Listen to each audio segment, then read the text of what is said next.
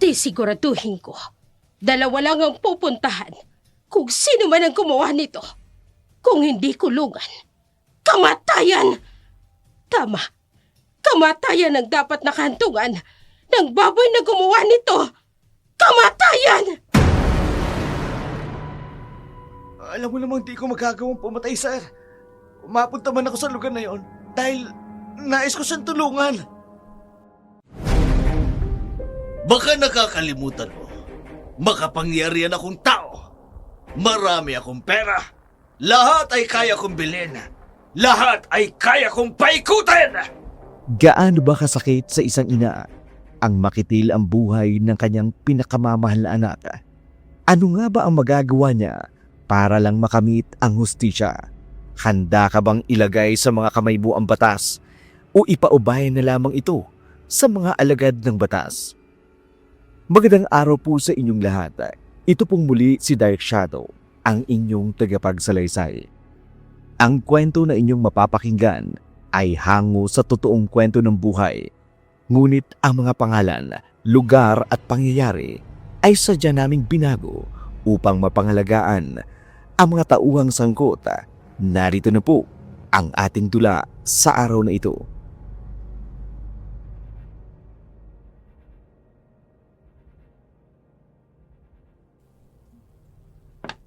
Bakit pa ako kinakabahan? Wala pa naman akong ginagawang kasalanan. Teka, ano yun? Nagkakagulo sila doon. Magmamadali ako. Excuse me? Excuse me po, ano po nangyari?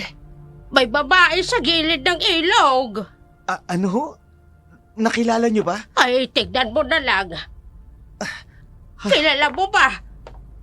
Pamilyar sa akin ng t-shirt na suot niya. Akong bumili ng t-shirt na yan.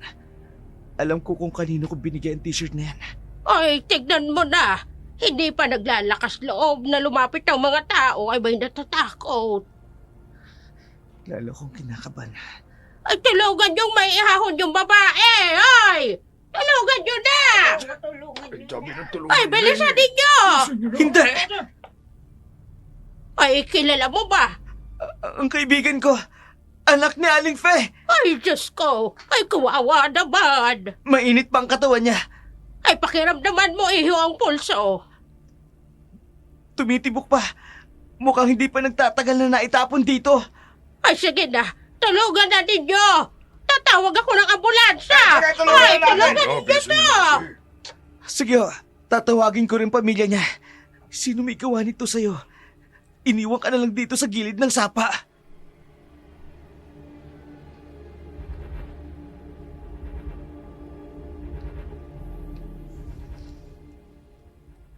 Hello? Leonard? Bakit? Huwag kang mabibigla. Nakita ng mga taong kapatid mo. Nakahandusay sa gilid ng sapa. Malapit sa school na pinapasukan niya. Ano? Sige. Pupunta na kami dyan. Dumiretso kayo sa ospital. Papunta na kami doon. Sige. Pupunta kami dyan ni Mama.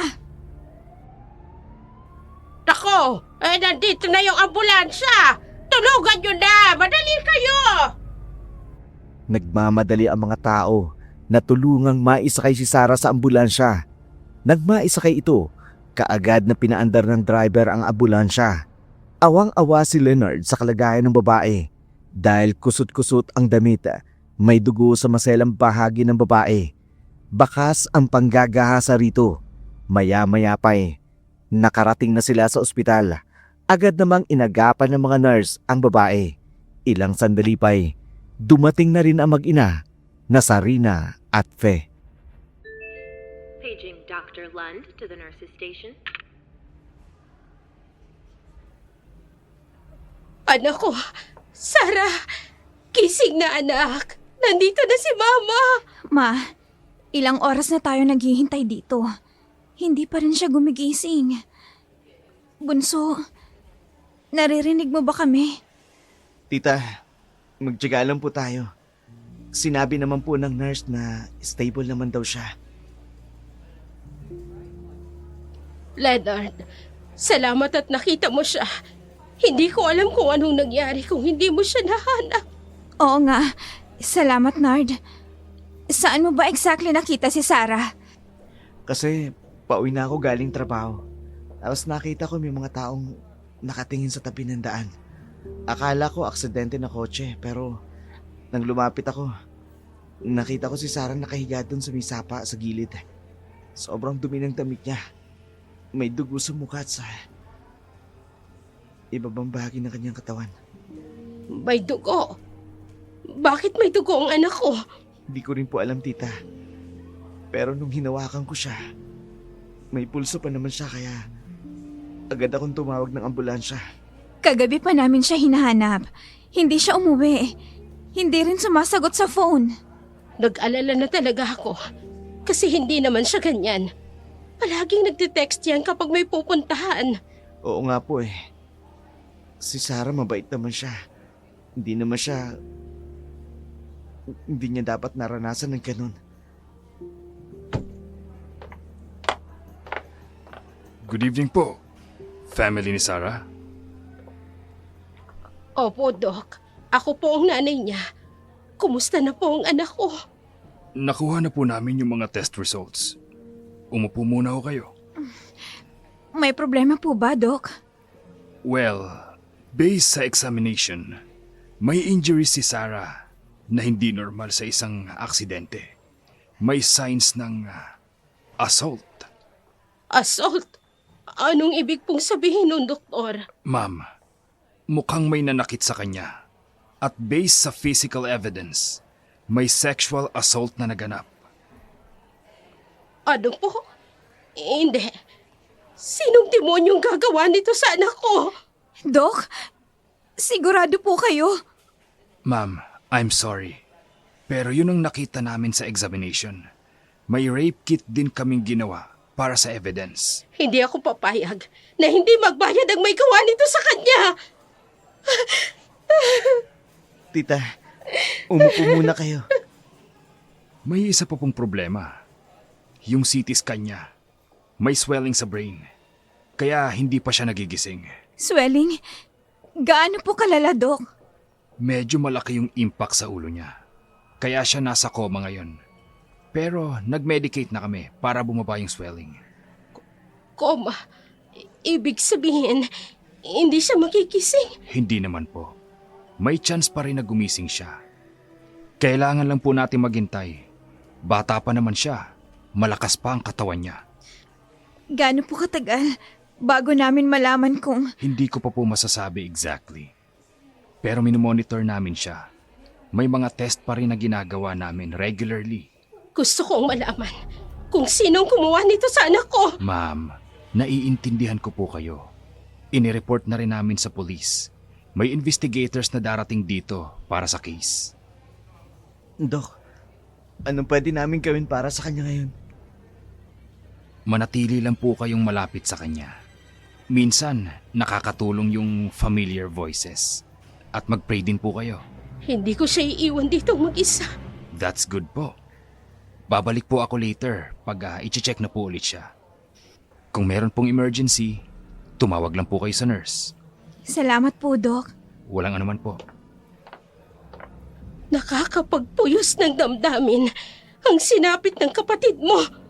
Hanggang ngayon, hindi pa rin ako makapaniwala na sasapitin niya ito.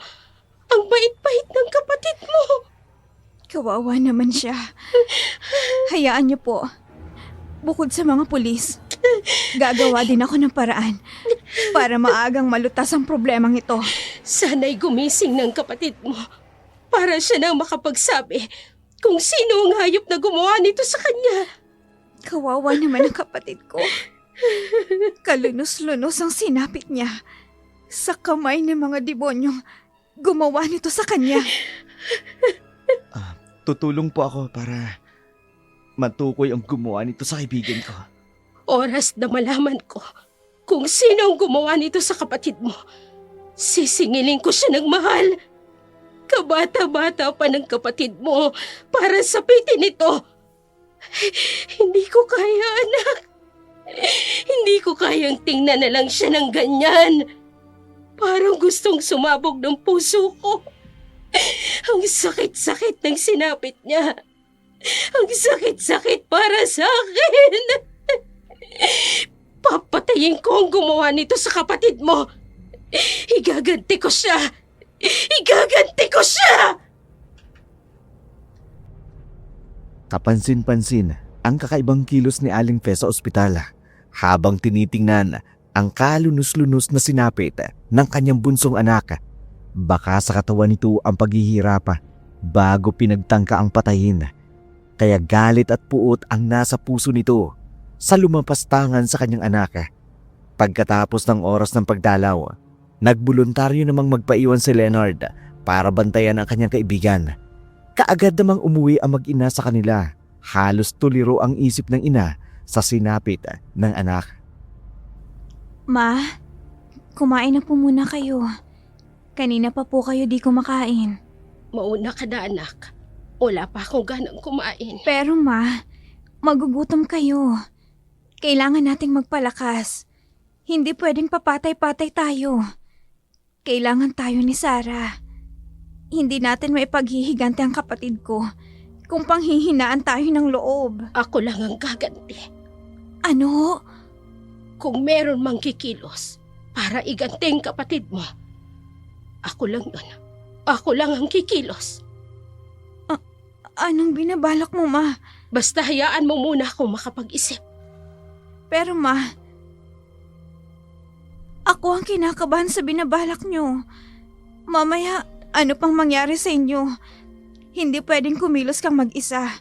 Isa pa, hayaan natin ang mga alagad ng batas ang gumawa nito.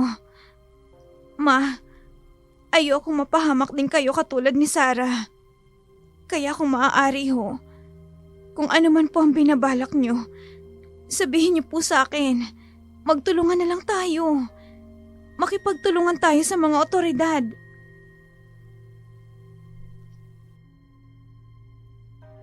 Nakinig lamang si Aling Fe sa anak, ngunit malayo ang iniisip nito. Kaya naging alerto si Sarina sa mga oras na yun. Ayaw rin niyang gumawa ng hindi maganda ang kanyang ina. Si Sarah, katulad din ng kanyang ina. Masyadong malihim, kaya't napapahamak. Pero sa isip ni Sarina, ayaw niyang mapahamak isa man sa kanila. Makalipas ang ilang sandali, habang patapos ng kumain si Sarina, napansin niyang wala na ang kanyang ina. Akala niya'y pumunta ito ng ospital para puntahan ang kapatid dahil sa pag-aalala. Sinundan nito ang kanyang ina. Ganun na lamang ang gulat niya nang papunta ito sa kagubatan ng alanganing oras. Anong gagawin ni Mama sa gubat? Kinakabahan ako Kanina lang, halos hindi ko siya makausap ng matino. Diyos ko, huwag niyo pong hayaang mapasama ang mama ko. Sana makayanan niya ang pinagdadaanan namin ngayon. Madilim ang paligid. Pero, parang ang liksi niyang maglakad. Saan siya pupunta? Anong gagawin niya sa madilim na gubat na to? Lubang nakakatakot sa ganitong lugar, sa ganitong oras. Nasaan na si Mama? Bakit bigla siyang nawala? Ma? Ma? Mama? Nasaan na si Mama? Bakit biglang nawala si Mama? Ma! Ang mama ko! Ma! Nahintakutan si Sarina sa mga sumunod na pangyayari. Wala siyang ibang iniisip kundi ang kalagayan ng kanyang ina. Di niya lubos maisip kung bakit tumungo ang kanyang ina sa lugar na yun. Sari-saring mga katanungan ang nasa kanyang isipan. Lalo na ang pagkawala nito bigla sa gubat at ang biglaang pag-ihip ng malakas na hangin. Nang tuluyan ng hindi makita ang ina, dahil na rin sa takot, nagpasya na itong umuwi sa kanila. Nagbabaka sakaling pag-uwi niya, naruroon na ang kanyang ina. Pagdating niya naman sa bahay nila, naabutan niya si Leonard. Leonard, anong ginagawa mo dito? Pinayagan na rin kasi ako ng ospital na umuwi. Salamat sa pagbabantay sa kapatid ko. Okay lang yun. Hindi naman pwedeng pabayaan ko ang kapatid mo dun. Sino pa ba naman ang tutulong sa kanya? Hindi tayo na lang magtutulungan. Saan ka nga pala galing? Bakit pawisan ka? Ha? Kuwan? Pati ang inay mo wala. Hindi siya pumunta doon? Hindi eh. Siya yung nakita ko sa gubat. Anong ginagawa niya dun? Merong hindi magandang nangyayari sa mama ko. Tulungan mo naman ako magdasal, oh. Na sana makayanan niya ang mga pinagdadaanan namin. Ang ikinatatakot ko ang mga ikinikilos niya ngayon. Ayokong mauwi sa depresyon ng ang mga nararanasan namin ngayon. Leonard, gusto ko siyang balikan sa gubat. Anong gagawin niya dun? Yun nga rin ang itatanong ko Bakit siya pupunta doon ng alanganing oras? Teka, wala ba kayong lahing may depresyon? Wala. Kung pupunta ka sa gubat, sasama ako. Hindi pwedeng mag-isa lang dun. Alanganin eh. Baka kung may mangyari pa sa'yo. Salamat Walang anuman. Ginagawa ko ito para kay Sarah. Matuwa man lang siya kapag nagkamali na siya. Pasensya na. Bakit humihingi ka sa akin ng pasensya? Dahil kahit na binastad ka ng kapatid ko, patuloy pa rin ang pagtulong mo sa akin. Dapat sana iniwan mo na kami. Pagmamahal naman kasi, hindi lang naman dahil may namamagitan sa inyo. Pwede namang ipakita ang pagmamahal sa kapwa. Yung handa kang tumulong nang walang hinihinging kapalit. Kapag nagkamali naman siya, plano kong lumayo talaga ng tuluyan. Hindi ko lang kasi maatim na umalis gayong may hindi magandang nangyari sa kanya. Kahit paano, naging magkaibigan din kami ni Sarah ng mahabang panahon. Awa naman ang naramdaman ni Sarina kay Leonard ng mga oras na yun habang naglalakad sila pabalik ng gubata para hanapin si Aling Fe. Muli nilang binalikan kung saan biglang nawala si Aling Fe sa gubata. Ilang oras din silang nagsisisigaw at naghahanap sa babae pero bigo silang mahanap ito. Kaya nagpasya na lamang ang dalawa na umuwi na lamang. Samantala, sa kalaliman ng gabi, habang ang mga buwan ay unti-unting nagkukubli sa makapal na ulapa, isang di pangkaraniwan ang nagaganapa. Ang paglakas ng isang mahinang nilalanga, ang pag-uumapaw ng galit na nararamdaman, sa kabila nito'y pag-alulong ng mga asong gubata at ang pag-angil ng mga kakaibang nilalanga.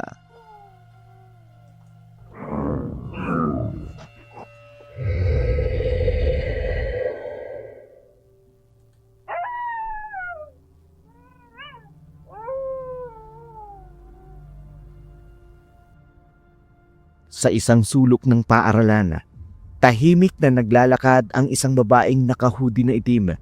Nakatago ang buhok sa loob ng hood, may dalang flashlight at screwdriver. Isang kakaibang Aling Fe ang kumikilos ng mga sandaling yun. Puno ng determinasyon at tapang na alamin ang katotohanan. Ayaw niyang hintayin ang pagkilos ng mga otoridad, kaya buong tapang niyang pinasok ang isang private school kung saan nag-aaral ang kanyang anak na pinagsamantalahan na noon ay nakarate pa rin sa ospital. Matalas din ang kanyang paninig at paningin. Walang takot na pinasok ni Aling Fe ang school kahit may mga bantay ito. Naghintay si Aling Fe sa tamang timing. Nang malaman niyang nasa cafeteria ang bantay, dahan-dahang pumasok siya sa admin building gamit ang emergency exit nang hindi nakalaka. Isang kapabayaan na napansin niya noong nandun pa siya nung hapon na yun. Nang makarating siya sa CCTV room, ginamit niya ang kanyang kuko na mas matulis pa para buksan ang laka. Hindi niya kailangan ang supernatural na kapangyarihan. Ang mga lock ng paaralan ay luba na, madaling buksan para sa isang taong may experience. Sa loob ng CCTV room, may mga monitor at hard drives. Dahil may background si Aling Fe sa electronics, Dating technician siya bago naging nanay. Alam niya kung paano i-access ang mga files. Hinanap niya ang specific dates. Habang nagda-download siya ng files sa USB, narinig niya ang mga yabag papalapit.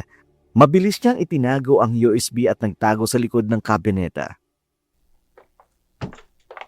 Sino ka? Anong ginagawa mo rito? Bawal ditong pumasok. Authorized person lang ang pwede dito. Lumabas na kayo. Kailangan ko ng kopya ng CCTV footage noong Lunes ng hapon. Mahigpit mong pinagbabawal sa amin na ibigay kahit na sino man ang copy ng CCTV footage. Kung gusto nyo, magpaalam na lamang kayo kay principal. Alam kong hindi nila ako mapagbibigyan. Kaya sinadya kita. Humihingi ako ng may pakiusap. Alam nyo bang pwede kayong kasuhan sa ginagawa ninyo? Hindi pwede basta-basta ibigay ang CCTV footage. Dahil may itinatago kayo. Hindi ko alam ang sinasabi mo. Hindi po talaga pwede. May protocol po kami sinusunod. Pakiusap. Ibigay mo sa akin. Kailangan kong makita ang CCTV footage ng oras na iyon. Umalis ka na. Kundi tatawagin ko ang gwardya. Pwede kang makulong sa pagpupumilit mo. Sige. Kung hindi mo ibibigay sa akin ang kopya, mapipilitan akong saktan ka. Hetong USB ko. Ilagay mo ang kopya ng oras na iyon bago may mangyaring kahayupan na panggagahasa sa isang estudyante ng paaralang ito. Ilagay mo! Wag niyo ako sasaktan. Hindi kita sasaktan kung susunod ka sa akin. Yung footage nung Lunes. Bilis! Okay po. Kukunin ko po. Tahimik ka lang. Kapag sumigaw ka, hindi magandang mangyayari sa'yo. Bilisan mo! Opo.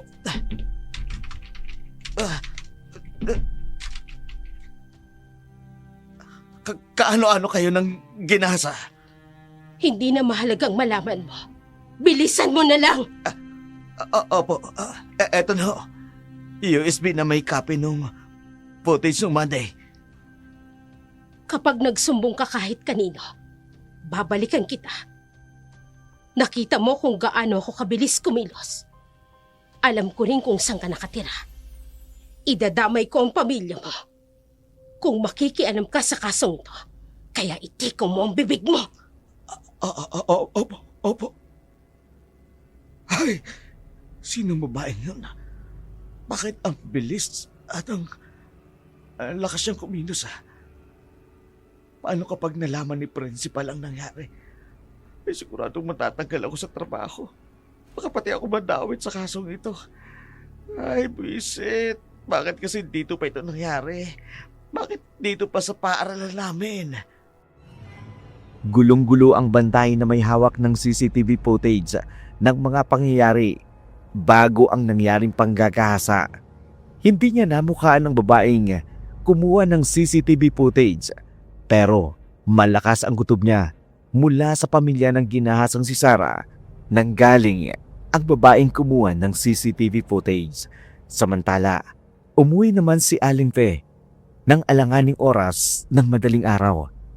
Hindi pa rin nakakatulog ang anak nitong si Sarina na labis namang nag-aalala sa kanya. Kaya ganun na lamang ang kabang nararamdaman nito nang dumating sa kahina-hinalang kasuotan ang kanyang ina. Sino yan? Ma? Ikaw ba yan? Oo, ako ito anak. Bilis na, buksan mo! Ma, saan kayo galing? Bakit ganyan ang suot nyo? Anong ginawa niyo sa gubat? Sinundan ko kayo sa gubat kanina. Kaso, bigla na lang kayong nawala. Ano bang nangyari? Huwag na munang maraming tanong. Kunin mo yung laptop, bilis! Oh, bakit po? Nandito na ang susi. Para malaman natin ang nasa likod ng karumal-dumal na sinapit ng kapatid mo. Flash drive? Bilisan mo na. Buksan mo ang laptop mo. Opo. Kinakabahan ako sa inyo, Ma. Basta na lang kayong kumikilos nang hindi ko alam. Bilisan mo na. Heto na po. CCTV footage? Sa labas at loob ng school? Paano kayo nakakuha nito, Ma? Hindi na mahalagang malaman mo. Ang mahalaga, nakakuha tayo ng lead na pwedeng makatulong sa paglutas ng kaso ng kapatid mo. May nakilala kayo sa school ni Sarah? Pareho nga kayong dalawa. Malihim. Basta na lang may mga nangyayari na hindi ko alam. Huwag ka na nga diyang mag-alala. Wala namang nangyaring masama sa akin. O siya, huwag nang maraming tanong. Buksan mo ang laptop mo para makita natin. Ito na po. Si Principal? Nandun siya malapit sa crime scene. Bago natagpuan ang katawan ng kapatid ko. Anong ginagawa niya sa lugar na yun? Siya ang nambaboy sa kapatid mo. Ma, hindi pa tayo nakakasiguro. Nandun lang siya sa pinangyarihan, pero walang malinaw na kuha na magkasama sila. Itong isa. Tumatakbo si Sarah palabas ng hallway ng second floor. Ayan o, pababa siya, patungo sa likod ng pinangyarihan. Baka may humahabol sa kanya. Wala na. Na-edit ng video na nabigay sa'yo, Ma. I-view mo lahat. Baka mayroong bahagi ng CCTV na nagpapakita na hinahabol ni Principal si Sarah. Sige na. Wala na talaga, Ma. Puisit. Nilinlang ako ng may hawak niyan. Hindi niya ibinigay sa akin ang buong kopya. May itinatago ngang principal na yon.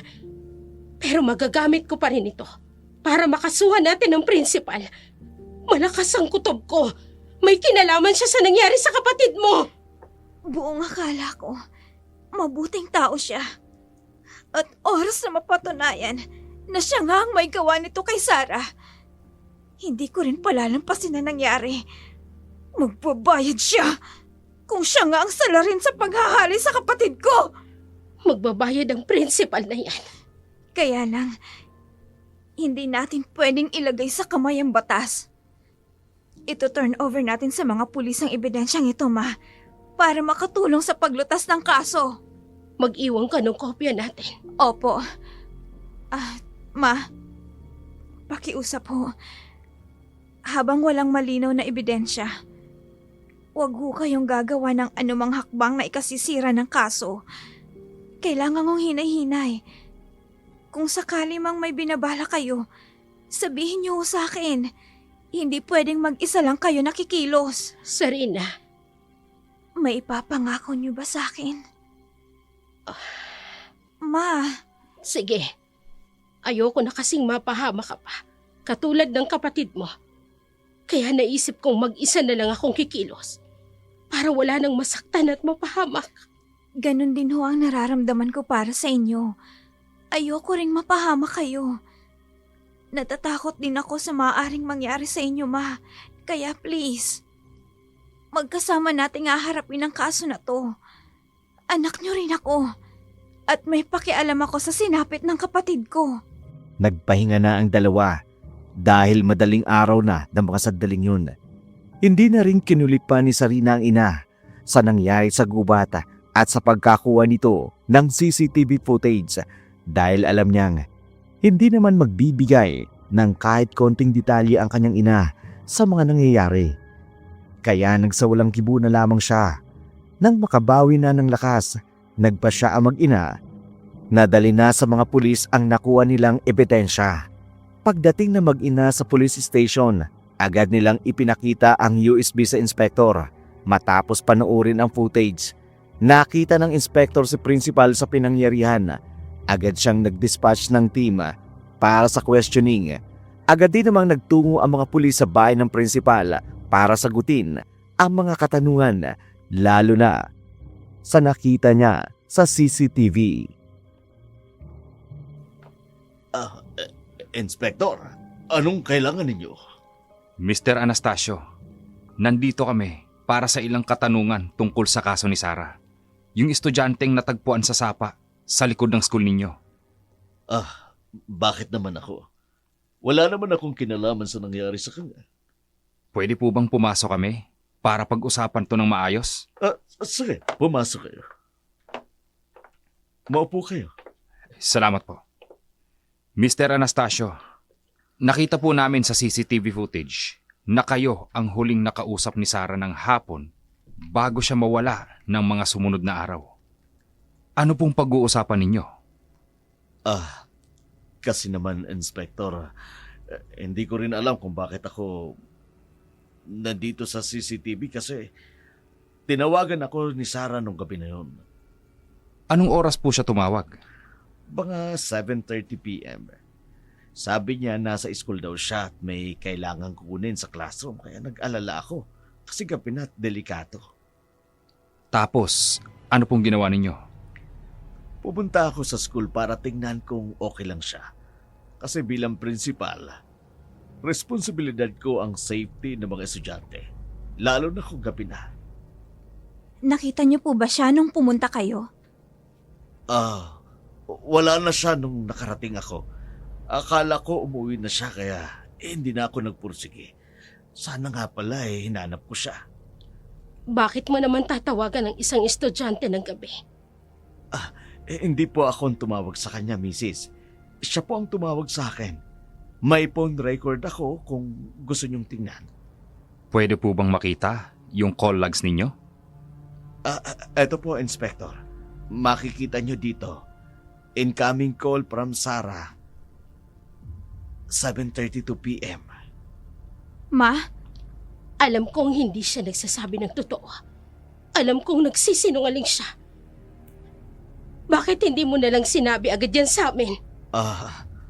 Kasi syempre natakot ako na baka isipin ninyo may ginawa ako. Pero ang totoo nag-alala ako sa kanya kaya pumunta ako. Kaya lang pagdating ko ng school, hindi ko na siya nakita. Sinungaling! Magsabi ka ng totoo! maghunas dili ka, Ma. Tandaan mo ito, principal. Hindi ako natatakot. Kahit may mataas kang estado ng buhay, hindi ako titigil hanggat hindi ko napapatunayan ng totoo. Alam kong may kinalaman ka sa nangyari sa anak ko. Naiintindihan ko po ang himutok ninyo. Kahit sino naman po magulang ang makaranas ng ganito, hindi maiwasang hindi magalit. Magpupuyos ang damdamin sa sinapit ng kanyang anak. Dahil hindi naman talaga basta-basta ang sinapit ng anak ninyo. Pero sana maintindihan niyo ko. Hindi ako ang suspect. Ako man, makikipagtulungan na malaman ang totoo. Sinungaling! Mrs., hindi pa tayo pwedeng mag-akusa kung wala pa namang ebidensya. Oo, nakita natin siya sa CCTV. Pero walang malinaw na ebidensya na aktwal na nakunan sa CCTV footage na siya nga ang gumawa ng krimen. Ma, kalma lang ho. Hindi tayo pwedeng magpadalos-dalos ng aksyon. Inamin naman ni principal na oo nga, pumunta talaga siya doon. Pero wala naman talagang malinaw na kuha na siya nga ang gumawa nun. Hindi magtatagal. Lalanta din ang totoo. Oras na lumabas ang totoo. Magbabayad ng mahal ang gumawa nito sa anak ko. Hindi ako papayag na hindi magbayad ng mahal ang lumupastangan sa anak ko. Ma, tama na ho. Sir, pasensya na ho. Masyado lang emosyonal ang mama ko. Hanggang ngayon ho kasi, hindi niya pa matanggap ang sinapit ng kapatid ko. Nauunawaan ko. Pero umasa kayo. Tutulong ako sa paglutas ng kaso. Hindi ko pa rin kayo pipiliting maniwala sa akin na wala akong kinalaman. Pero patutunayan ko sa inyo na inosente ako. Pwede ko nga kayong kasuhan sa ginagawa niyo sa akin pero nais ko pa rin patunayan na malinis ang konsensya ko. Hindi ako ang gumahasa sa kapatid mo. Sasayangin ko ba ang propesyon ko na pinaghirapan ko na mahabang panahon? Ilang taon na lang magre-retiro na ako. Sisirain ko ba ang reputasyon ko?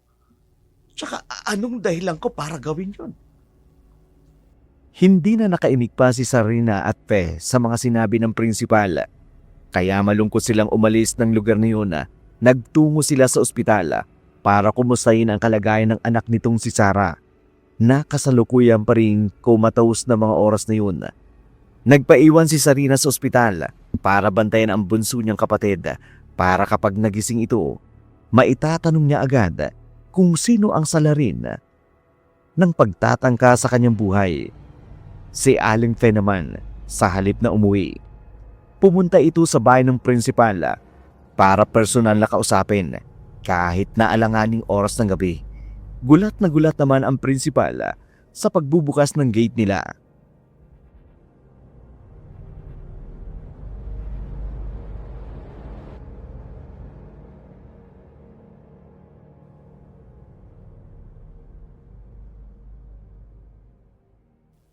Anong kailangan mo? Hindi ako magugulo. Sige. I-entertain kita. Gusto ko lang humingi ng tawad sa mga nasabi ko kanina. Hindi ko na kasi alam ang gagawin ko. Hanggang ngayon hindi pa rin nagkakamalay ang anak ko. Hindi ko na rin alam kung saan ako kukuha ng pangtusto sa gastusin. Tutulong ako. Bakit mo gagawin yon? Malapit sa akin ang mga estudyante ko. Nakita ko ang pagiging dedikado ng anak mo na makapagtapos. Ilang beses din siyang lumapit sa akin at humingi ng tulong. Kung saan daw siya makakahanap ng scholar. Hindi pa ba nasabi sa inyo? Nagpalso kasi ang scholarship niya mula sa mga Japanese community na tumutulong. Walang naibigay kahit ilang kusing sa school. Pero ayaw niyang umalis. Magsisikap daw siya na makahanap ng scholar para makapagpatuloy siyang makapag-aral. Sana'y nagsasabi ka ng totoo. Hindi kita pipiliting maniwala sa akin. Basta ako, gagawin ko ang lahat ng makakaya ko para matulungan ka. Mapatunayan lamang na inosente ako at wala akong alam sa sinapit ni Sarah. Kung ganon, wala ka man lang bang suspetsa na maaaring gumawa nito sa kanya? Mabutit na itanong mo yan. Bakit? Oo nga pala, ngayon ko lang naalala. Anong naalala mo? Makatutulong ang janitor ng school. Janitor, Ang alam ko, nanliligaw ang janitor sa anak mo. Minsan ko na itong nakitang magkasama silang kumain sa labas. Binalaan ko ang janitor namin pero sabi ng janitor, may gusto siya sa anak mo. Naisip kong warningan ang janitor dahil kawawa naman ang estudyante kung may iskandalo. salamat. Sana'y makatulong siya. Tama. Wala nang may mangyaring insidente. Nag-resign siya sa pagiging janitor. Bakit ngayon ko lang ito naisip? Saan ko siya matatagpuan? Titingnan ko sa record niya. Sana'y inosente ka nga at walang kinalaman sa pangyayaring ito sa anak ko. Para mawala ang paghihinala ko sa iyo, sana nga'y totoo ang sinasabi mo. Hindi mo lang ako nililito at hindi mo ipinapasa sa ibang simpatsya. Dahil kung hindi mo magugustuhan ang gagawin ko. Pagsisisihan mo ang araw na isinilang ka pa sa mundo. Matapos maibigay ang address ng janitor ng isang private school na pinapasukan ni Sarah, umalis na ito. Bagamat naruroon pa rin ang kawalan ng tiwala at pagdududa. Pero dahil sa nalaman niya na halos 3 taon lang ang agwat ng edad ng janitor, pinag-isipan ni Aling Pe ang mga pangyayari. Na posible kayang may kinalaman ang janitor pero hindi pa rin agad makapaniwala si Aling Fe. Binalikan niya ang prinsipal nang hindi nito nalalaman pero nang makita ang masidi nitong hangarin na matulungan sila sa kaso. Isinantabi muna nito ang pagdududa sa prinsipal pagkatapos tumungo na ito sa kanila. Kinabigla naman ito ni Sarina ang balitang natanggap ng ina. Teodoro Gabo? I-report mo sa mga pulis. Ang alam daw ng prinsipal, nanliligaw ang janitor na yan sa kapatid mo. Hindi siya mukhang janitor. Ha? Na-search ko ang Instagram niya. Hindi siya typical na janitor. Sa mga picture na pinupost niya sa ID niya, Baka may larawan silang magkasama ng kapatid mo. wala akong makita. Hahanapin ko siya. Sasama na ako. O sige, pero paano ang kapatid mo? Hindi niya naman ho kailangan bantayan. At saka, nandun naman si Leonard. Mas mabuti na rin itong ginagawa natin. Bago man siya magkamalay, mahanap na natin ang hustisya sa sinapit niya. Hindi magtatagal. Mahahanap na natin ang salarin. Ibibigay natin kay Inspector ang impormasyon na ito. Sige anak, hindi ko maiwasan na hindi sisihin ang sarili ko. Ngayon ko nakita na hindi nga pala talaga ako open sa inyo. Ma, Lalo na sa kapatid mo. Maraming nangyari sa kanya sa school na hindi niya sinasabi sa atin. Marami siyang ginawa na hindi niya ipinaalam sa atin. Sa akin. Kaya sana anak, ikaw, huwag kang maglihim sa akin. Kung ano man ang nakabibigat sa'yo. anong nalaman niya sa principal tungkol sa kapatid ko? Nagpalso daw palang scholarship niya sa Japanese community na nangakong sumuporta sa kanilang pag-aaral. Nagsikap ang kapatid mo na makahanap ng scholarship. Pero hindi niya sinabi. Hindi ho kaya na-involve sa isang kilalang tao. Tapos, yun ang may kinalaman sa pangyayaring ito. Malalaman natin yan. Diyan sa taong pinapasearch ko sa iyo. Naniniwala ho ba kayo sa sinasabi ng principal sa inyo? Ayokong maniwala. Pero ikaw na rin ang may sabi at ang mga pulis. Wala tayong ebidensya na may ginagawa ngang kabalbalan ng principal. Nakita lang siya sa CCTV footage. Oo, nag-uusap sila. Pero hapon yon, oras pa ng klase. Noong gabi, nakita rin siya malapit sa pinangyarihan. Pero walang kuha na nag-usap pa sila ng gabing yon. Yung lalaking yan ang magiging susi natin. Sige ho. Sasamahan ko ho kayo. Pero, ire-report na muna natin sa mga pulis.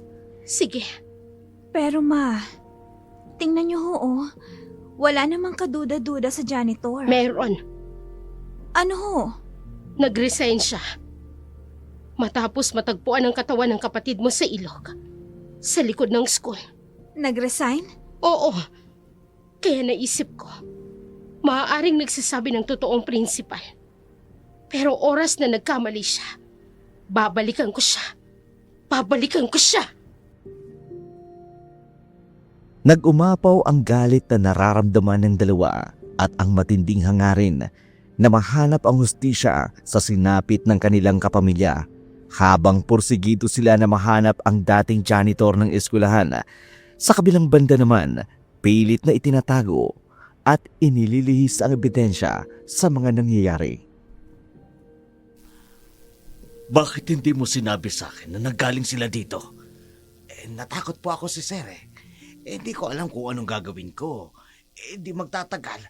Malalandad sa mga pulis ang nangyari. Paano siyang nakapasok? Hindi ko alam. Yung dalawang gwardya natin sa ibaba, nalusutan. Naibigay mo ba ang lahat ng kopya? Hindi po.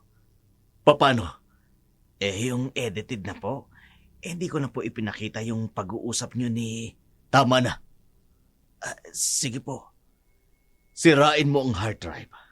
Ang lahat ng files. Sir, lalo tayong pagdududahan ng mga pulis. Oh, nakakainis. Paano kasi nangyari yun? Ayokong masira ang pangalan ko dahil sa iskandal na ito. Masisira ang reputasyon ko. Sir, anong gagawin natin? Maghahanap ako ng ibang magtatrabaho dito. Ikaw, magpakalayo-layo ka. Sirain mo ang lahat ng ebidensya bago ka umalis. Ano po kasing pinag-uusapan nyo ng gabi na yun? Nung estudyante? Wala ka ng pakialam. Wala ka ring maitutulong. Pasensya na po. Ay, kung kailan malapit na ako mag-retire, saka pa nangyari ito, masisira ang lahat ng pinaghirapan ko. Naniniwala po ako sa inyo, sir, na mabuti kayong tao. Hindi kayo masasangkot dito. Itiko mo ang bibig mo. Pareho tayong madadawit dito. Gawin mo ang lahat. Mawala lang ang lahat ng CCTV footage na magkasama kami. Lalo na yung nag-uusap kaming dalawa.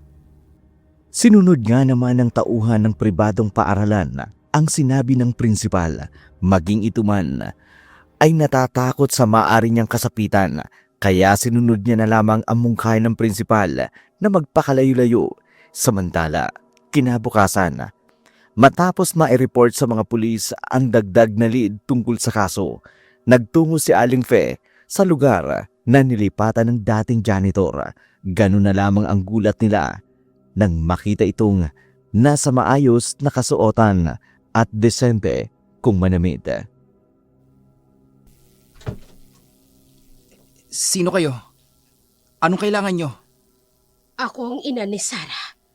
Ang ginahasa na pinagtangkaan pa ang buhay. Bakit po? Ano pong kailangan nyo? Anong relasyon mo sa anak ko? Gaano katotoong nalaman kong nagkikita kayo ng anak ko? Mrs. Magsabi ka ng totoo ng lahat ng nalalaman mo tungkol sa sinapit ng anak ko.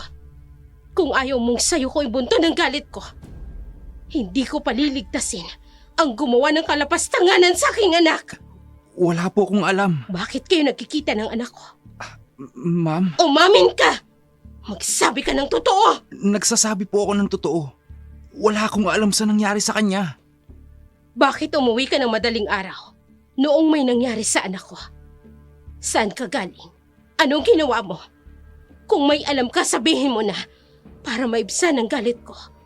Dahil kung hindi, sisingilin kita ng mahal sa sinapit niya.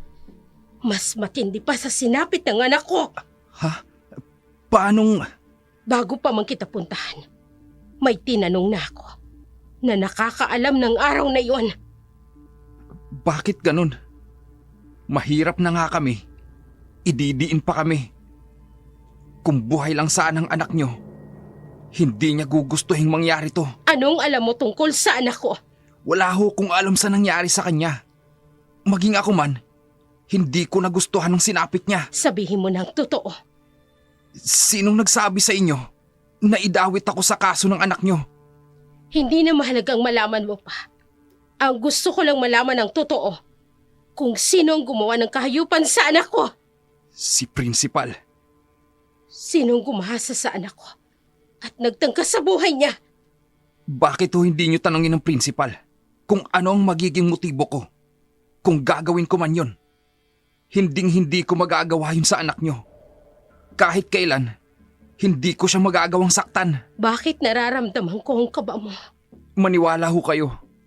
Hindi ko magagawa ang sinasabi nyo. Kung magkamalay ang anak ninyo, siya ang makapagsasabi ng totoo. Ha? Ano nangyayari sa inyo? Ayoko ng sinungaling! Maniwala ho kayo sa akin. Bakit nag-resign ka kaagad bilang janitor nang may mangyari sa anak ko? Dahil pinilit ako ng principal na magpakalayo-layo. Ano? Ayoko sanang umalis doon.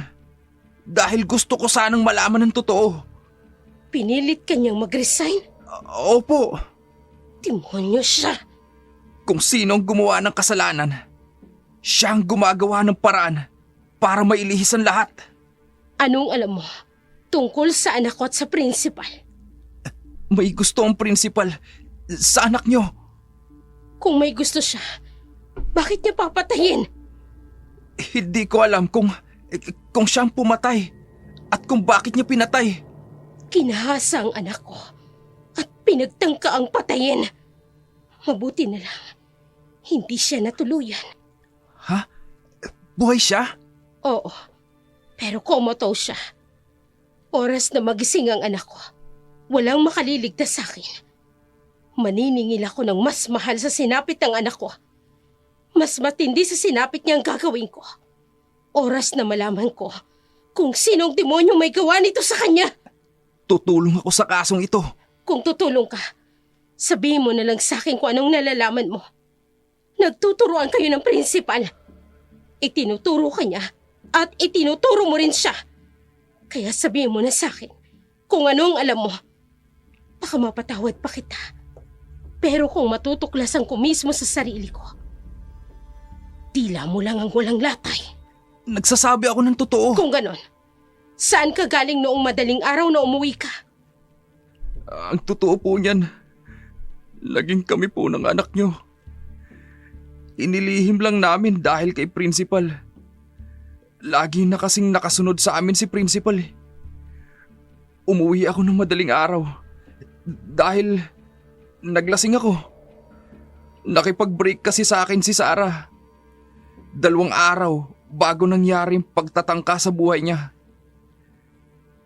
Gusto ko sanang ayusin namin ang lahat. Pero siya na ang bumitaw. Sa sama ako ng loob ko. Naglasing ako ng gabing yun. Nang sabihin niyang mas mapapabuti raw ang buhay niya kung si principal ang pipiliin niya. Nagsasabi ka ba ng totoo? Opo, nagsasabi po ako ng totoo. Ano pong nangyayari sa inyo? Sinong lumapastangan sa anak ko? Sinong gumawa nito sa kanya? Sino? Galit na galit si Aling Fe dahil sa pangalawang tao. Wala siyang nakuwang sagot pero hindi siya nawala ng pag-asa. Alam niyang may alam ang dalawa. Nagpapasahan sila ng sisi. Naramdaman niya isa sa kanila ay nagsisinungaling. Kaya sa isip nito, lihim niyang mamanmanan ang dalawa. Galit itong umalis sa inuupahang bahay ng dating janitor. Pagkaalis nito, isang tawag naman ang sinagot ni Gabo. Hello, boss. Galing siya dito. Anong gagawin ko? Sige, aalis na ako rito para wala na siyang babalikan. Nararamdaman ko, boss, na babalik siya rito. Boss, nakakatakot ang ina ni Sarah. Talagang desidido siya na mahanap ang salarin sa nangyari sa kanya. Ano ho? Tuluyan siyang papatayin? Boss, ang hirap ng pinagagawa niyo. Hindi ko magagawa. Nasa ospital siya ngayon eh. Boss, natatakot ako. Ang ganda-ganda ng buhay ko. Pero dahil sa ginawa niyo, nadadamay ako. Ayoko nang masangkot sa gulo niyo. Ayoko na. Nakarating na sa tunay na mastermind ng panggagahasa ang pagnanais ng magulang nito na hanapin ang tunay na salarin. Kaya gumawa na rin ng paraan para tapusin ang nakomatose na si Sarah.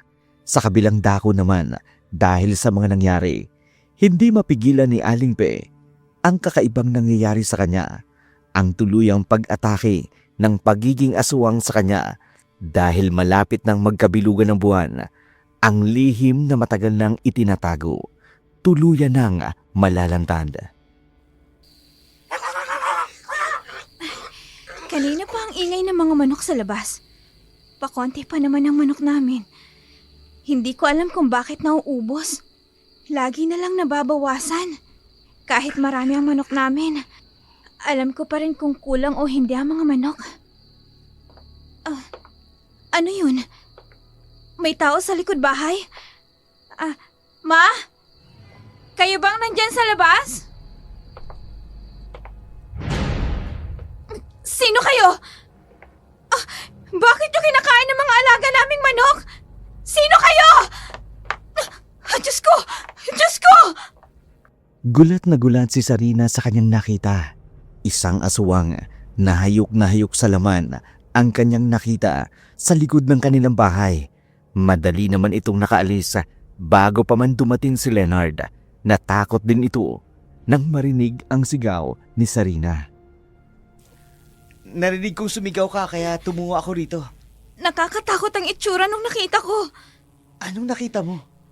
Aswang ang nakita ko. Aswang? Oo. Hindi ako maaring magkamali. Aswang ang nakita ko.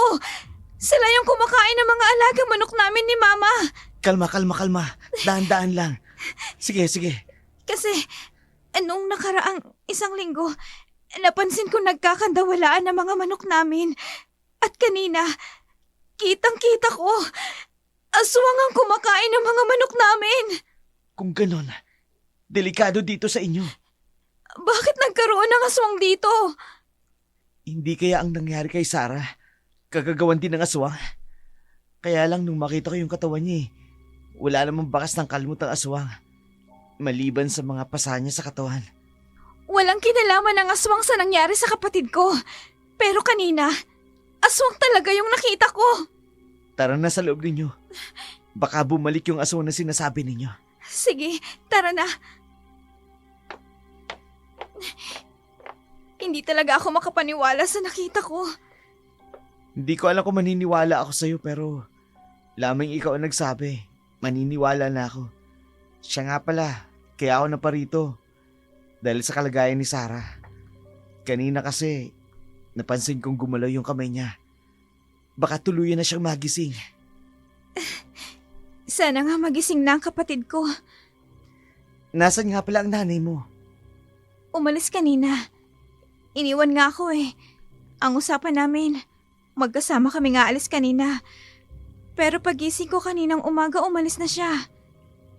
Pero hanggang ngayon, hindi pa rin bumabalik. Ano bang nilalakad niya? Siya na lang ang magsasabi. Hindi ko rin kasi pwedeng sabihin. May kaugnayan ba sa kaso ng kapatid mo? Oo, Sige, hindi na ako magtatanong pa. Galing din pala ako sa presinto kanina. Hanggang ngayon, wala pa rin silang updates. Minsan naiisip ko, gusto kong tulungan ang nanay mo sa paghahanap ng hustisya. Kesa naman maghintay na lang tayo sa mga pulis. Mabagal yung proseso ng kaso. Hamo, hindi magtatagal. Lalabas na rin ang katotohanan. At sana talaga magising na si Sarah. Siya ang makakapagsabi kung sino ang tunay na salarin.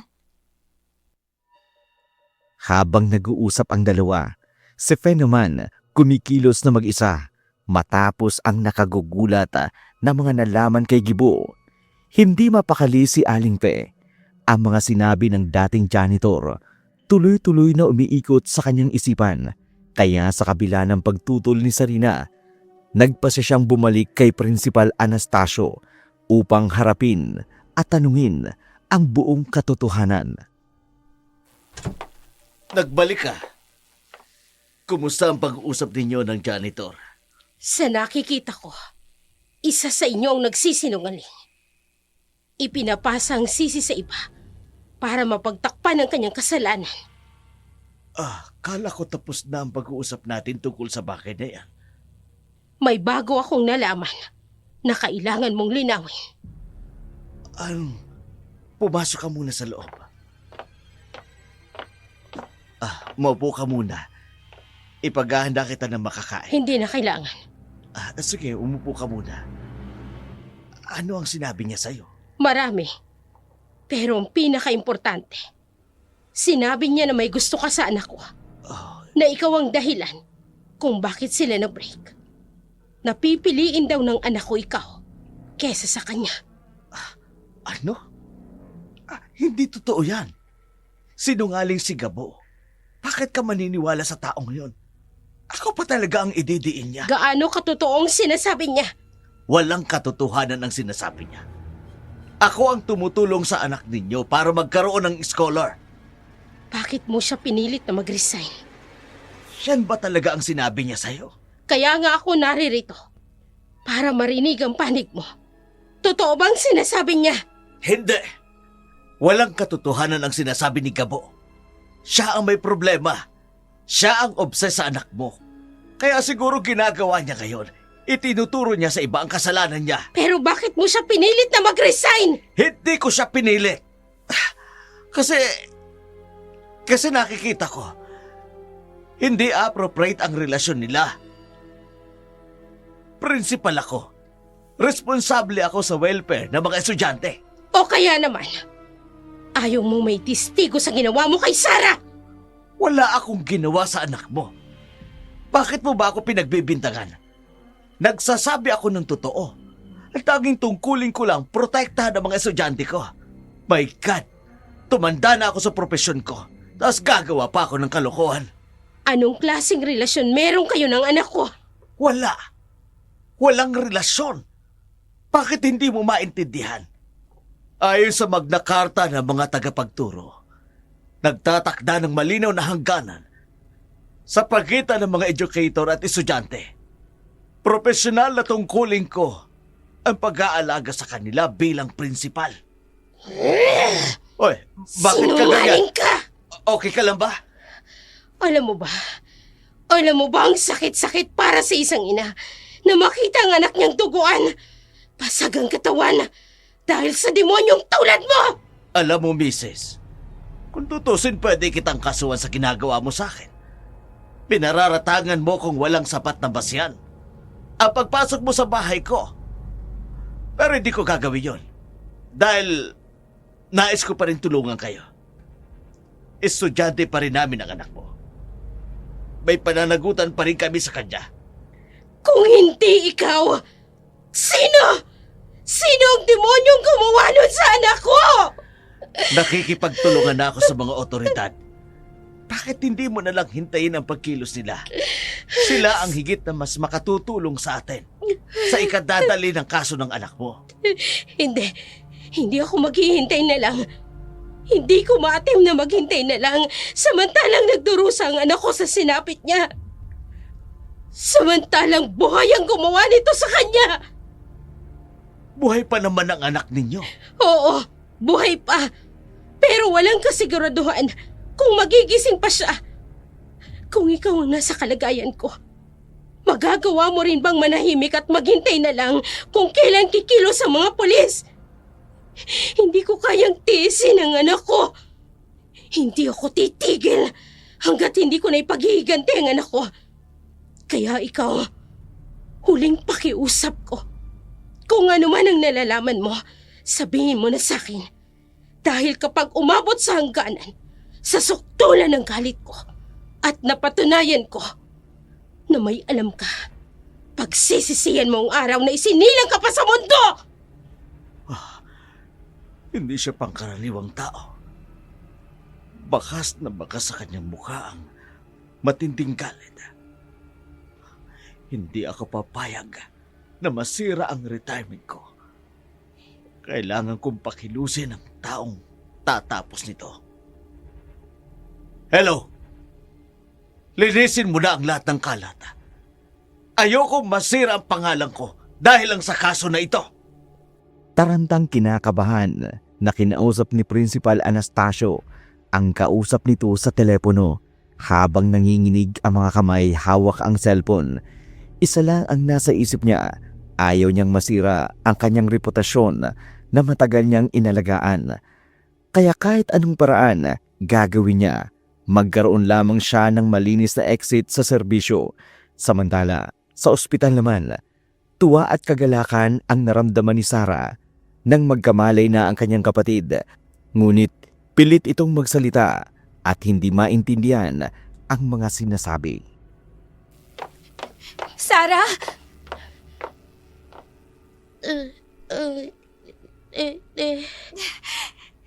Salamat naman at nagkamalay ka na, Sarah. Baka makasasama pa sa kanya. Ang labis sa pagsasalita. Huwag ka na muna magsalita. Magpahinga ka na muna. Nandito lang kami. Si Mama, mamaya darating na siya. Si Leonard nga pala, siya ang laging nagbabantay sa'yo dito. Habang kami naman ni Mama, nag-aasikaso ng kailangan na gastusin dito. Hindi ko pa nga pala nasabi sa'yo. Ang alin? Bayad na ang lahat ng gastusin dito sa ospital. Ano? Sinong nagbigay? Sige lang, kapatid ko. Magpahinga ka lang muna. Huwag mo kaming masyadong alalahanin. Ikaw ang kailangang gumaling. Sige na, pahinga ka muna. Leonard, doon tayo sa labas. Sige.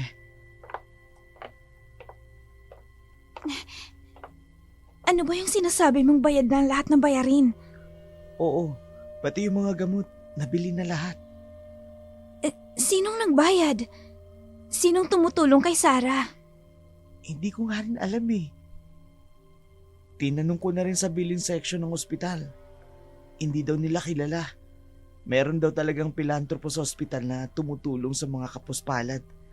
Pero, hindi daw pinapasabi kung kanino galing. Yun daw yung agreement nila ng ospital at ng mga pilantropo. Kung ganun, Dapat tayong magpasalamat. Yun talagang pwede nating gawin. Kumusta nga palang kaso ni Sarah? Nahanap na ba yung gumawa nito sa kanya? Wala pa rin eh. Pero mamaya, dadaan ako dun sa presinto. Sasama ako. Sige, Ang mama mo umuwi na ba? hindi pa nga eh. Mabuti na lang. May isang mabait na taong tumulong kay Sarah. Pati private nurse meron na siya. Alam mo, nahihiwagaan ako sa kanya. Ang daming sikreto ng kapatid ko na unti-unting nalalantad. Sana tuluyan na siyang gumaling. Para makapagsalita na siya ng maayos. Nang sa ganun, siyang makapagsasabi kung ano talaga ang nangyari sa kanya. Matapos ang pagbisita nila kay Sarah sa ospital, agad namang pumunta si Sarina at Leonard sa police station. Bagamat masaya sa pagkamali ng kapatid niyang si Sarah, hindi pa rin maiwasan ang lungkot na sinapit nito sa kamay ng masasamang loob. Mabilis ang paghakbang ng kanilang mga paa patungo sa police station. Hindi nila alam, isang matinding revelasyon ang sasambulat sa kanila. Isang bagong lead na ikamamadali ng kaso. Mabuti naman at napadaan kayo. May balita ako para sa inyo. Ano balita, sir? May progress na ba sa kaso ni Sarah? Sana naman ho, may magandang balita na kayo para sa amin. Umupo muna kayo. Eto, may napaka-importanting breakthrough tayo sa kaso. Nakakuha kami ng bagong CCTV footage. Hindi galing sa school, kundi sa isang tindahan malapit sa ilog kung saan natagpuan si Sarah. Talaga, sir? Ano hong nakita nyo? Nakita namin si Gabo, yung dating janitor. Lumalabas galing sa tabing ilog. Sa oras na ito, malapit sa estimated time na nangyari ang krimen kay Sarah. Si Gabo? Yung janitor ng school? Oo, yun nga. At hindi lang yun. Based sa timestamp ng CCTV, lumabas siya sa area na yun mga 2 oras bago natagpuan si Sarah ng mga tao. Ibig kong sabihin, siya talagang... Hindi pa natin masasabi na siya talaga ang gumawa. Pero definitely, person of interest na siya. Kaya iimbestigahan namin siya ngayon. Sir, may naalala ko. Nung nakausap namin si Gabo, parang may sinabi siya tungkol kay Principal Anastasio na may gusto raw si Anastasio kay Sarah. Anong eksaktong sinabi niya? Sinabi niya na dahil kay Principal Anastasio, kaya nag-break sila ng boyfriend ni Sarah, na mas pinili raw ni Sarah si Anastasio. Interesting. Kaya ba niya sinabi yun para ilipat ang atensyon sa principal? Yun din ang naisip ko, sir. Pero paano kung ano? Paano kung may sabuatan silang dalawa? Si Principal Anastasio at si Gabo. Sa buwatan? Ipaliwanag mong theory mo. Sir, isipin nyo. Si Gabo nag-resign daw dahil sa principal. Pero paano kung hindi yun totoo? Paano kung pinaresign talaga siya ni Principal Anastasio? Kasi alam niya kung anong plano ni Gabo kay Sarah. O kaya naman, Kasabot siya ni Principal Anastasio sa ginawa niya kay Sarah. alam nyo, posible ang sinasabi ninyo. Tingnan natin. Si Gabo may access sa school. Alam niya ang schedule ni Sarah. Si Principal Anastasio naman may authority. Pwede niyang i-cover up ang mga evidence. Kaya nga, sir. Tsaka isa pa. Nitong nakaraan lang, may biglang tumulong kay Sarah sa hospital bills. Guilty conscience, kumbaga. Kung totoo yun, kung magkasabot nga talaga sila, hindi ko kakayanin ang ginawa nilang yun sa kapatid ko! Sarina, kalmado lang muna tayo. Speculation pa lang ang lahat ng ito. Kailangan namin ng solid evidence. Sir, ano pong susunod yung gagawin? Una, hahanapin namin si Gabo. Kailangan namin siyang makausap ulit based sa bagong evidence na ito. Pangalawa, iimbestigahan namin ng mabuti si Principal Anastasio. Paano niyo sila dadalhin dito? Baka tumakas pa sila. May arrest warrant na kami para kay Gabo. Ang problema lang, hindi namin siya mahanap sa address na ibinigay niya sa school. Tumatakas na? Mukhang ganun nga. Kaya ngayon, mas suspicious pa siya. Bakit tatakbo kung wala siyang kasalanan? Sir, nagmamakaawa po ako sa inyo. Makagagawa po ba kayo ng paraan? Ayoko hong makatakas sa mga gumawa nito sa kapatid ko. Malalagay kami sa panganib kung paghalagala ang sospek sa labas. Sarina, ipinapangako ko sa'yo. Hindi namin pababayaan ang kaso ng kapatid mo. Lahat ng pwedeng gawin, gagawin namin. Sir, pwede ba kaming tumulong sa paghahanap kay Gabo? Hindi na. Trabaho namin yan. Kayo, mag-focus lang kayo sa pag-aalaga kay Sarah. Kailangan namin ng witness statement niya kapag tuluyang gumaling na siya. Sir, yung nag-sponsor sa hospital bills ni Sarah, pwede bang i-investigate niyo kung sino yun? Oo. Kailangan naming malaman kung sino yon. Maaaring may koneksyon yun sa kaso. Sir, parang mas malaki ang conspiracy nito kaysa sa inaakala namin. Kaya nga, kailangan naming maging mas maingat. Kung may sabuatan nga, hindi lang isa o dalawang tao ang involved dito. Pwedeng mas marami pa. Grabe, hindi ko akalain na ganito na pala ang pinagdadaanan ng kapatid ko. Ang dami ng taong nai-involve sa kanya na ngayon lang namin nalalaman. At ang ikinatatakot lang namin, hindi kami safe ni Mama.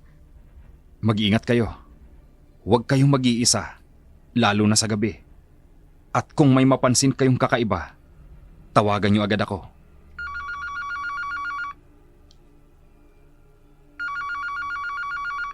Oo. Ano? Nakita nyo? Saan? Sige. Pupunta ako. Ano yun, sir? Nakita na raw si Gabo. Nasa labas ng bayan. Papunta ako doon ngayon. Sir, gawin niyo pong lahat para mahuli siya. Oo, gagawin namin. Kayo, umuwi na muna kayo. Tatawagan ko na lang kayo kapag may update na. Salamat, sir. Sana mahuli na ang tunay na salarin. Makukuha namin yan. Pangako ko yan sa inyo at kay Sarah. Mabilis na nagtungo ang investigador na si Mike at ang kanyang mga kasama sa labas ng bayan kung saan nila natagpuan si Gabo. Hindi naging mahirap ang paghuli sa kanya dahil mukhang pagod na ito sa katatago. Nang makita niya ang mga pulis, hindi na siya tumakbo pa. Parang may mabigat na pasanin sa kanyang loob. Gusto niyang mailabas pero hindi niya magawa dahil sa takot. Dinala nila si Gabo sa police station para sa interrogation. Sa loob ng investigation room, dahan-dahang nagsimulang magbukas ang katotohanan na mas ikagugulat pa kesa sa inaasahan nila. Gabo, umupo ka ron. Alam mo na siguro kung bakit ka nandito. Alam ko, sir. Nakita ka namin sa CCTV footage malapit sa ilog kung saan natagpuan si Sarah. Ano ang ginagawa mo ron? Sir, mahabang kwento. Meron kaming oras. Sabihin mo lang kung ano ang nalalaman mo. Hindi ko ginawa kay Sarah ang akala ninyo. Eh bakit ka nandun sa lugar na yon?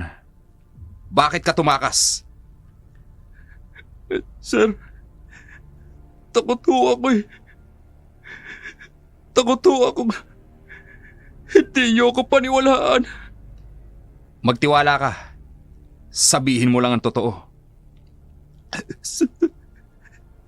Sir, si Sarah, hindi ko siya ginahasa. Pero nakita ko kung sino gumawa niyo sa kanya. Sino? Sino ang nakita mo? Si Congressman Reyes po. Ano? Congressman Reyes?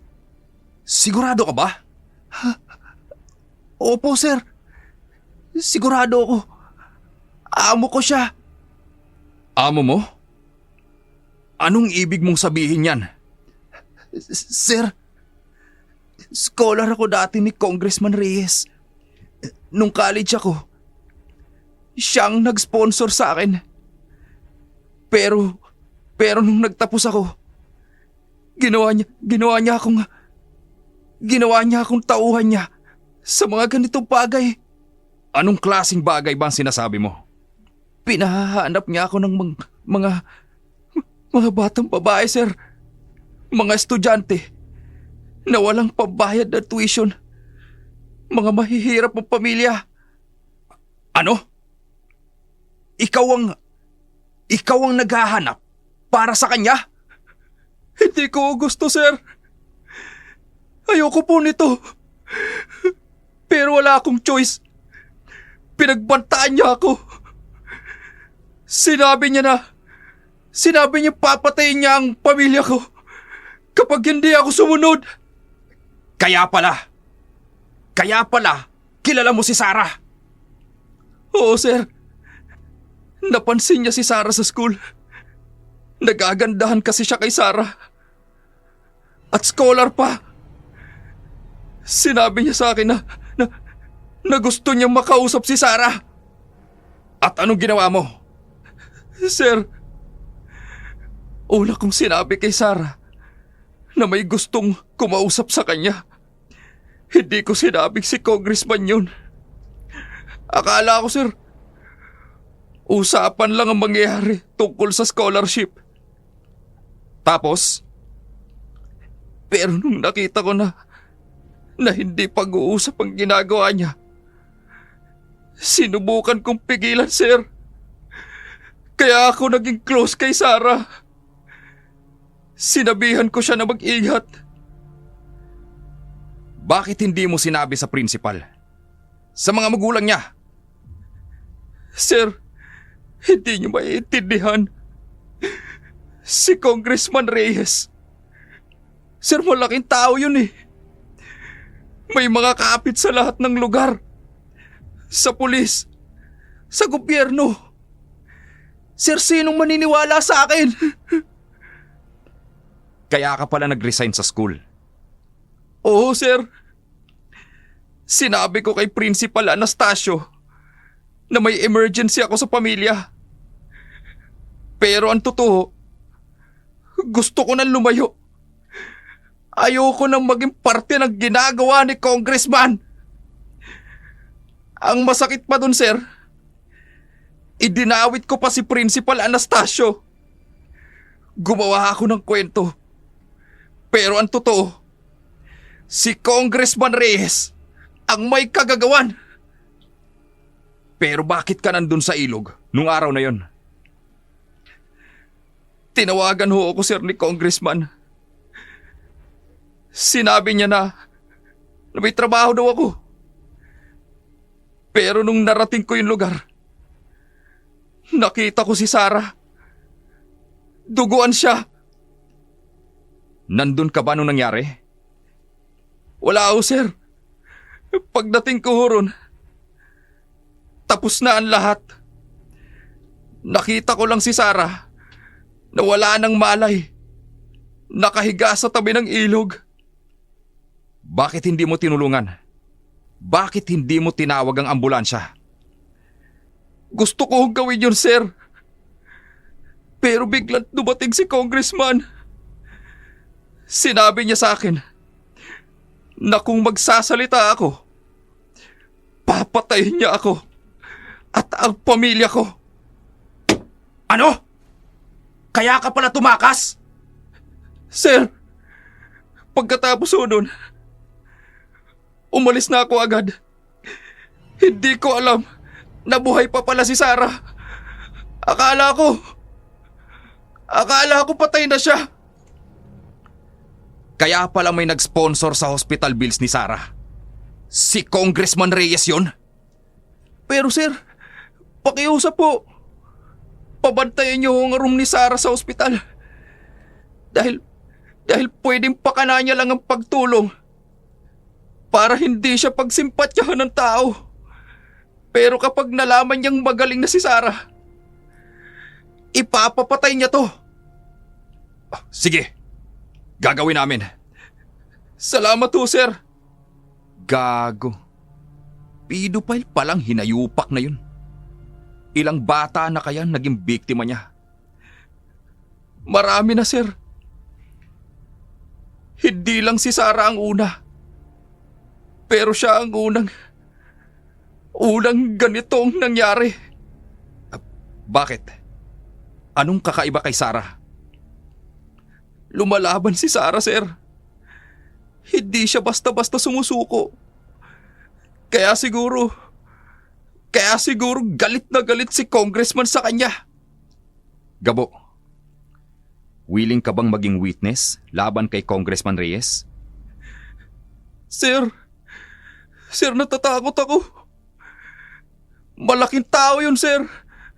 Baka... Gabo, kung hindi ka magsasalita, marami pang Sarah ang magiging biktima niya. Gusto mo ba yon? At dawit ka sa kaso ni Congressman. Sir! Poprotektahan namin kayo ng pamilya mo. Pangako ko yan. Pero kailangan namin ng testimonya mo para mahuli namin ang demonyo na yan. Sige, sir. Gagawin ko. Para kay Sarah. At para sa mga batang tulad niya. Finally, ngayon, makukuha na namin ang hustisya para kay Sarah. Si Congressman Reyes, hindi makatatakas sa ginawa niya. Calling all units! Calling all units! I need backup. We're going after Congressman Reyes. This is big. Over. Officer, units dispatch. Over. Habang abala ang investigador sa paghahanda para sa operasyon laban kay Congressman Reyes, sa kabilang dako naman, sa tahanan ni Principal Anastasio, kinakabahan pa rin sa mga nangyayari. Hindi niya pa kasi alam na natagpuan na ng mga pulis ang tunay na salarin. Sa halip, nag-aalala pa rin siya na baka masangkot siya sa kaso. Nang isang tawag ang matanggap nito mula sa katiwala na namamahala sa CCTV system ng school para sa huling pag-uusap sana nila tungkol sa mga ebidensya. Nang sinabi ng katiwala na kailangan nila mag-usap ng personal bago ito tuluyang magpakalayo-layo, agad namang nagbadali si Principal Anastasio papunta sa school. Nang makarating siya sa security office, nakita niya si Carlos na tila may mabigat na problema. Carlos, anong problema? Bakit mo ko pinapunta dito? Sir, umupo muna kayo. Ano ba naman kasi ang nangyari? Sir, tungkol po sa CCTV footage na pinapaboran niyo sa akin. O ano naman tol? Hindi mo pa ba ginawa? Sir, hindi ko pa ginawa. Ano? Bakit hindi mo ginawa? Usapan natin yun. Ayokong masira ang exit ko sa trabaho. Matagal kong pinangalagaan ang pangalan ko. Madadawit lang dahil sa pagtulong ko sa isang tao. At ako pa mababaliktad. Ako pa ang madidiin. Kaya wala naman akong ginawa. Sir, wala naman po kayong kinalaman sa nangyari kay Sarah. Anong ibig mong sabihin? Sir, nakuha na po ng mga pulis ang tunay na salarin. Sino? Sino ang nahuli nila? Si Congressman Reyes po, sir. Congressman Reyes? Paano mo nalaman? Sir, nakausap ko po kanina ang isang pulis na dumating dito. Inihingi po nila yung mga CCTV footage ng school. Pero, hindi na para sa inyo. Para kay Congressman Reyes po. Oh, ibig bang sabihin? Oo, sir. Hindi na dito sa school ang nangyaring krimen. Sa labas po talaga, sa tabi ng ilog. Carlos, bakit hindi mo sinabi sa akin yan? Sir, nung una po kasi, akala ko kasi involved kayo kaya natakot ako para sa inyo. Matagal yun ang pinagsisilbihan ng school na to. At ako rin po. Ayoko kasi kayong mapahamak. Kaya itinago mo ang mga kopya ng CCTV? Oo, sir. Kasi po, nung tiningnan ko yung mga CCTV sa araw na yun, wala naman pong masama sa ginagawa ninyo. Normal lang po ang mga kuha sa school at walang kakaiba. Kaya mo sinabi sa akin na may compromising footage. Sir, pasensya na ho. Takot lang po ako nung marinig ko pong may kaso si Sarah. Tsaka nakita ko kayo sa CCTV footage. May magkasama nga talaga kayo. Pero wala naman pong katuda-tuda. Tapos nung nakita ko pong kinakausap kayo ng nanay niya naisip ko baka... Carlos, salamat. Salamat sa ginawa mo. Sir, huwag na kayong mag-alala.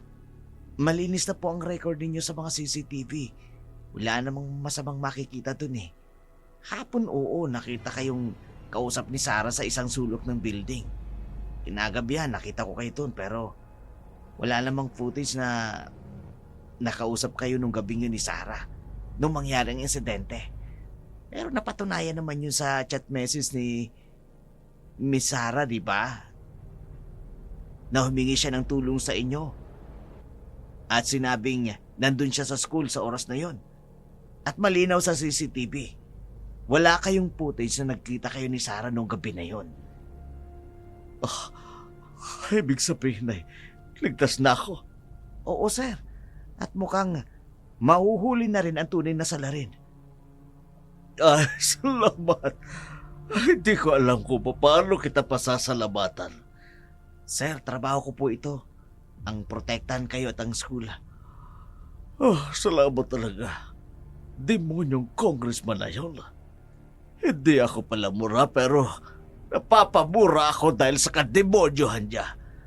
Pero salamat sa Diyos dahil lumantad din ang totoo. Magaan pa rin ang exit ko sa serbisyo.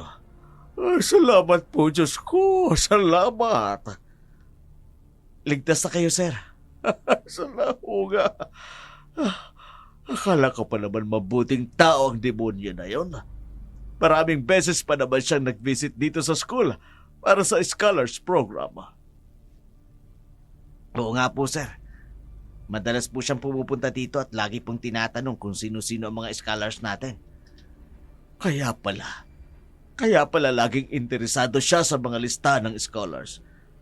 Akala ko tutulong talaga siya. Mabuti na lang, sir, nahuli siya. Sana po, hindi na magkaroon ng ganong insidente. Tuwa naman ang naramdaman ng isang taong naghahangad na magretiro ng may malinis na pangalan dahil lumantad na ang tunay na salarin sa panggagahasa kay Sarah. Hawak na ng mga pulis ang tunay na salarin. Si Congressman Reyes ang matandang pedophile na naghahanap lagi ng mga batang estudyante. Ginagamit ang pera para lang masunod ang matinding pagnanasa.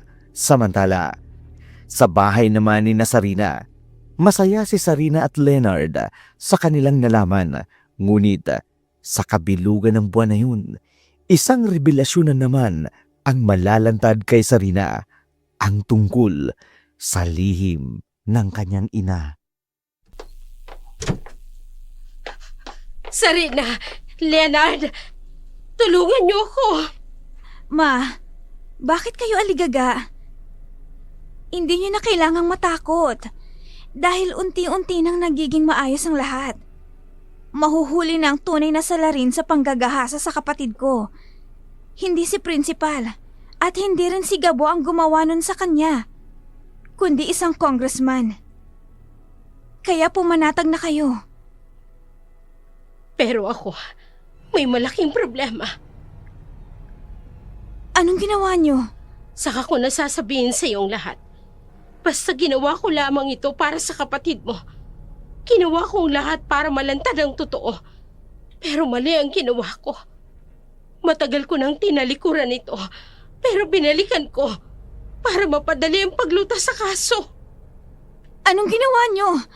At saka, bakit may dala kayong mga kadena? Anong gagawin niyo dyan? Wala nang oras. Para ipaliwanag ko pa sa iyo, Sarina. Basta ikadena niyo ko. Leonard, tulungan mo si Sarina. Ikadena niyo ko, ang kamay at ang paa ko.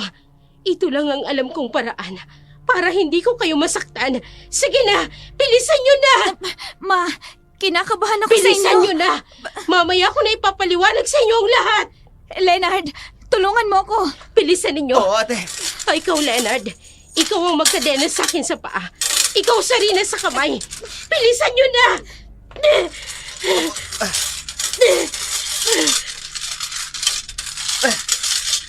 Ayan. Naikadena ko na. Tapos na rin ako. Salamat. Salamat sa inyo. Ma, hindi namin alam kung bakit ka namin sinunod. Ano bang nangyayari? Anak, ano man ang matuklasan mo, huwag mo kong kasusuklaman. Huwag mo kong katatakutan. Ginawa ko lamang ito para sa kapatid mo. Pero sinisigurado ko, hindi kayo maapektuhan ni Sarah.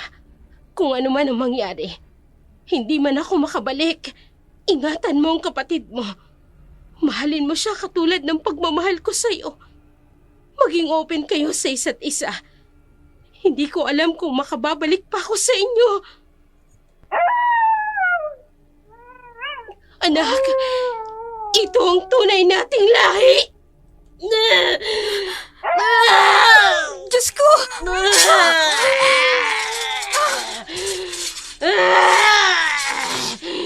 Umalis na kayo! Hindi ko kayo makikilala kapag...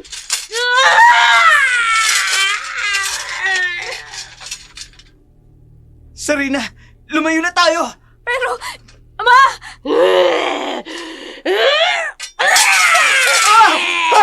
Naputol ang kadena!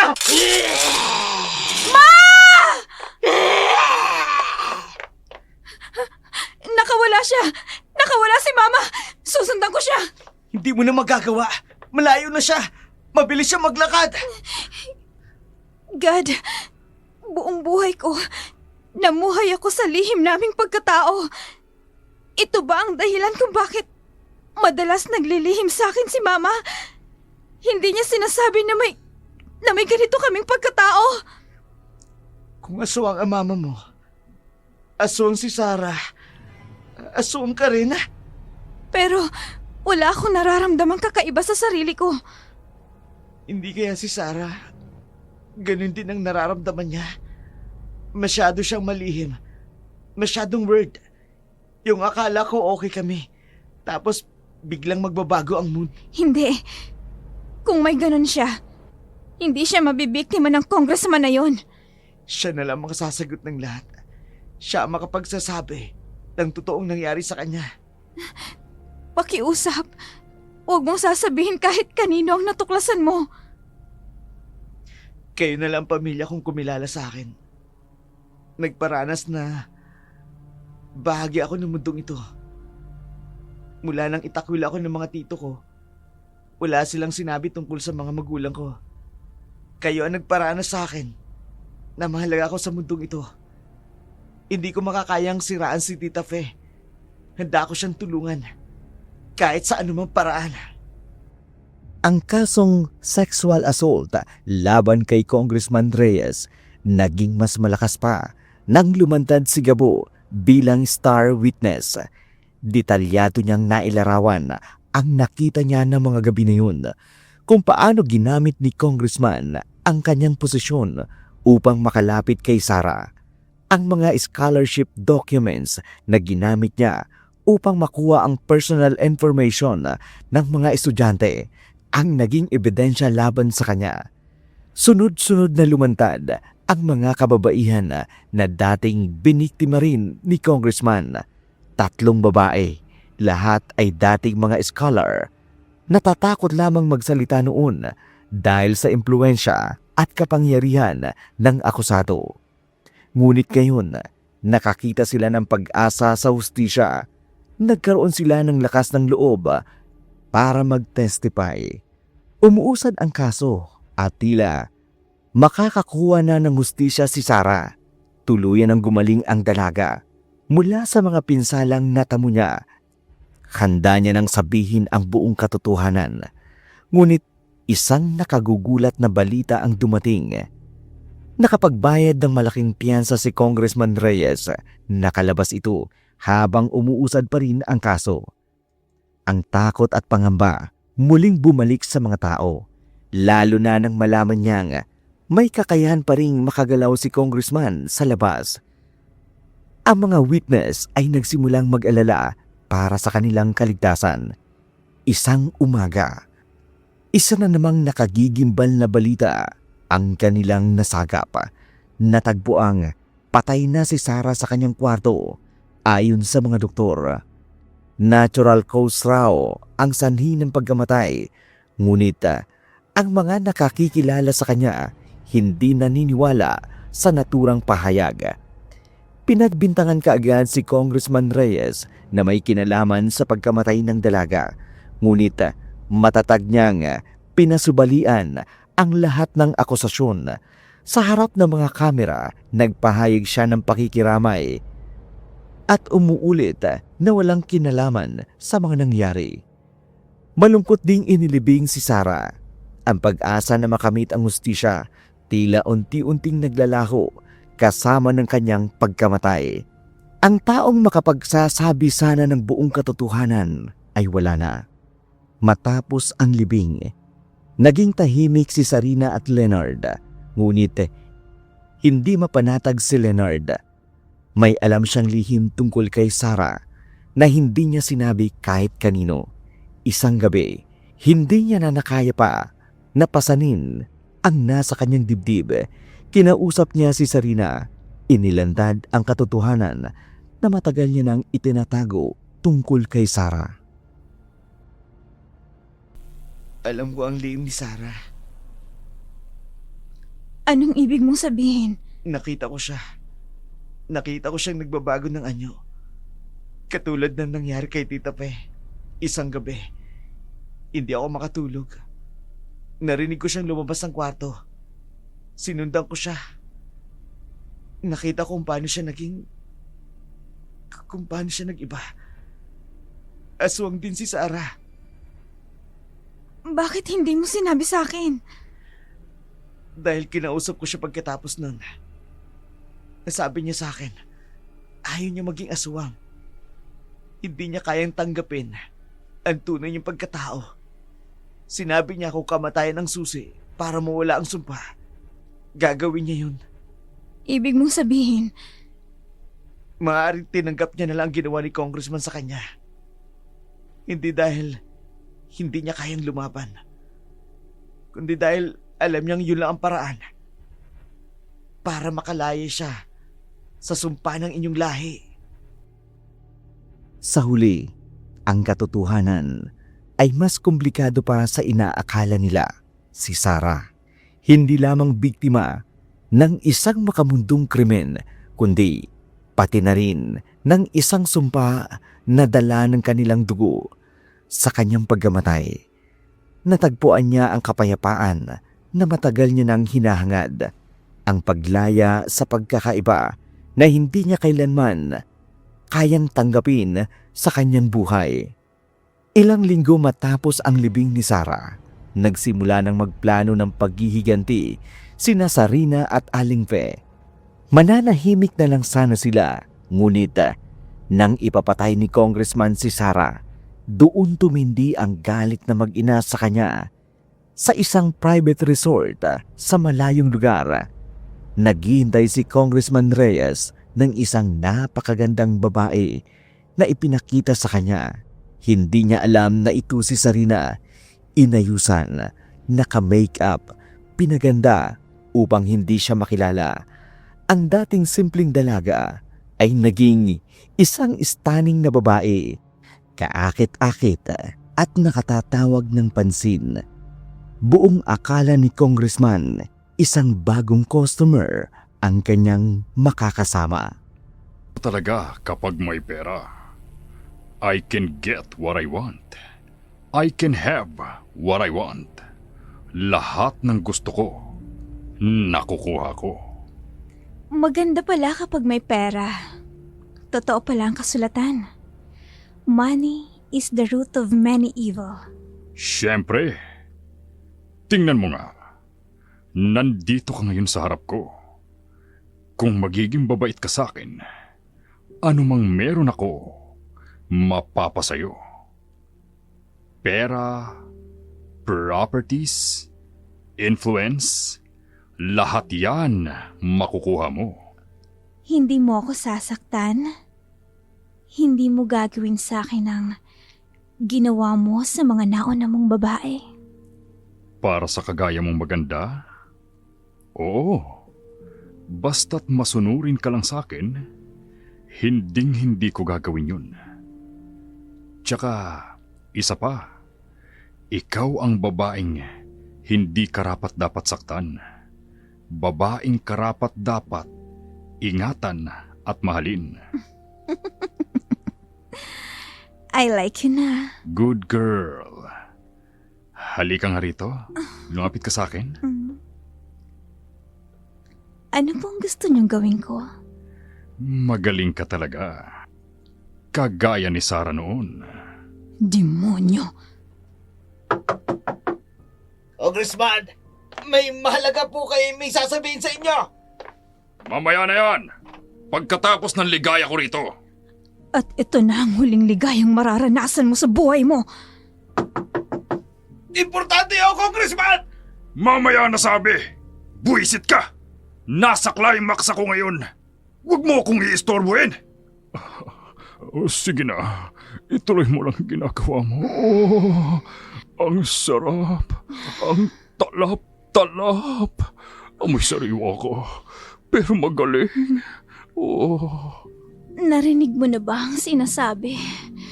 Kung ang kanan mong mata ang sanhi ng iyong pagkakasala, dukutin mo ito at itapon. Sapagkat mabuti pang mawalan ka ng isa sa mga bahagi ng iyong katawan kesa ang buong katawan mo ay mapatapon sa impyerno. Oh, simulan mo na kasi. Huwag mo nang damihan pa yung mga seremonya. At kung ang kanan mong kamay ang sanhi ng iyong pagkakasala, putulin mo ito at itapon. Bilisan mo. Sapagkat mabuti pang mawalan ka ng isa sa mga bahagi ng iyong katawan kesa ang buong katawan mo ay mapunta sa impyerno. Okay lang. Basta kung sa impyerno, kasama kita. Oh, talap-talap talaga. Kung kaligayahan mo ang sanhi ng iyong pagkakasala, mabuti pang putulin kesa Anong ginagawa mo? Teka! puputulin ko ang kaligayahan mo! Para kay Sarah at sa lahat ng mga batang sinaktan mo! Ang hustisya ay hindi laging nadadaan sa korte. Sa aming mga aswang, ang hustisya ay iginagawad mismo sa taong gumawa nito.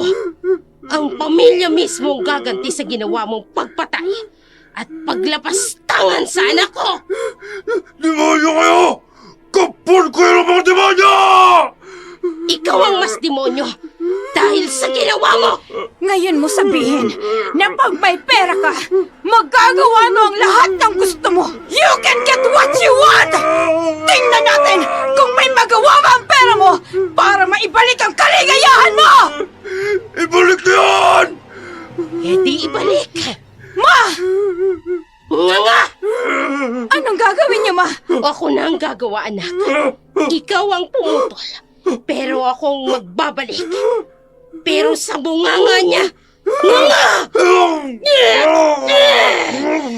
kainin mong kaligayahan mo!